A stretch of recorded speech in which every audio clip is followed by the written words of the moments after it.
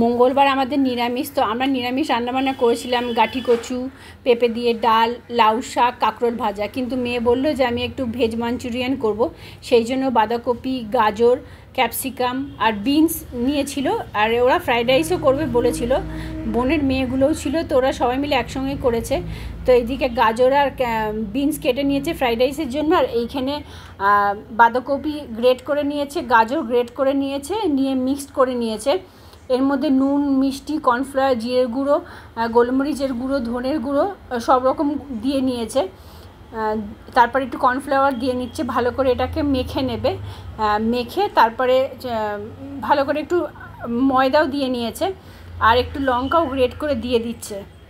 দেওয়ার পর ওগুলোকে ভালো করে মেখে কড়াইতে এই যে তেল দিয়ে দিয়েছি, কড়াইতে তেল দিয়ে তারপরে একটা ট্রাই করে দেখলো প্রথমে, তারপরে অন্যান্যগুলো ভেজে নিল।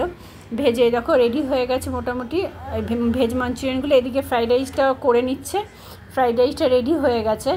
আর এদিকে পাঁপড়টাও ভাজা হচ্ছিলো, সেটা আমাদের খাওয়ার জন্য। আর তেলের মধ্যে লঙ্কা দিয়ে আর ক্যাপসিকাম দিয়ে ভালো করে নাড়িয়ে, আর এখানে 3 রকম সস দিয়েছে, সস আর কর্নফ্লাওয়ার ভালো করে গুলে নিয়ে ক্যাপসিকামের ওর মধ্যে দিয়ে দিয়েছে।